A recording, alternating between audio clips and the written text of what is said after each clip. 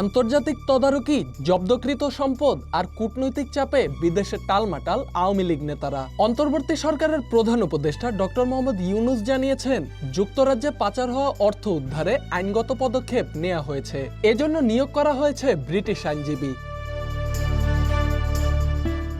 এই উদ্যোগের অংশ হিসেবে সম্প্রতি যুক্তরাজ্যের ন্যাশনাল ক্রাইম এজেন্সি সাবেক ভূমিমন্ত্রী সাইফুজ্জামান চৌধুরীর সম্পদ জব্দ করেছে।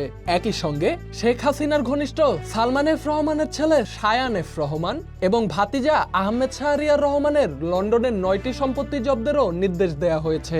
এসব সম্পত্তির মোট মূল্য প্রায় 9 কোটি ব্রিটিশ পাউন্ড, যা বাংলাদেশি মুদ্রায় প্রায় 1479 কোটি টাকা।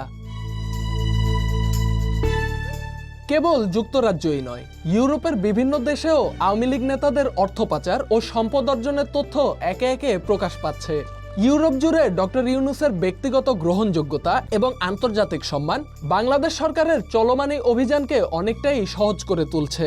ইউরোপের একাধিক সরকার এ বিষয়ে ইতিবাচক সাড়া দিয়েছে বলে জানিয়েছে দায়িত্বশীল সূত্র। একটা সময় পরিচয় গোপন রেখে টাকা রাখার নিরাপদ আশ্রয় ছিল সুইস ব্যাংক। এখন আর সেই সুযোগও নেই।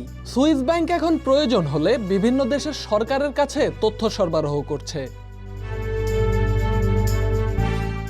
যুক্তরাজ্য ও যুক্তরাষ্ট্রের রিয়েল এস্টেট খাতে নজরদারি বাড়ায় অনেক আওয়ামী লীগ নেতাই অর্থ পাচারের নতুন গন্তব্য হিসেবে আওয়ামী লীগ নেতারা বেছে নিচ্ছেন দুবাই, সিঙ্গাপুর ও মালয়েশিয়ার মতো দেশকে। তবে সেই পথ এখন ক্রমশই বন্ধ হয়ে আসছে।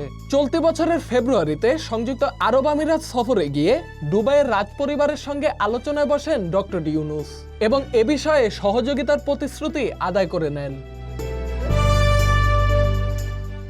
দেশ ছাড়তে বাধ্য হওয়া আওয়ামী লীগ নেতাদের একটি বড় অংশ এখন ভারতের বিভিন্ন শহরে অবস্থান করছে। তথ্য অনুযায়ী প্রায় 45,000 নেতাকর্মী সীমান্ত পেরিয়ে ভারত প্রবেশ করেছে।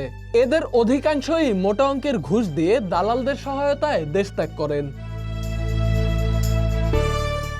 তবে ভারতে গিয়েও আওয়ামী লীগ নেতারা নিরাপদ বোধ করছেন না।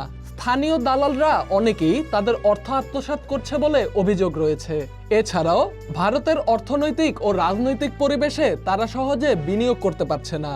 ফলে আফ্রিকা, লাতিন আমেরিকা ও পূর্ব ইউরোপের কিছু দুর্নীতিপরায়ণ দেশকে সম্ভাব্য বিকল্প হিসেবে বিবেচনা করছে আওয়ামী লীগ নেতারা।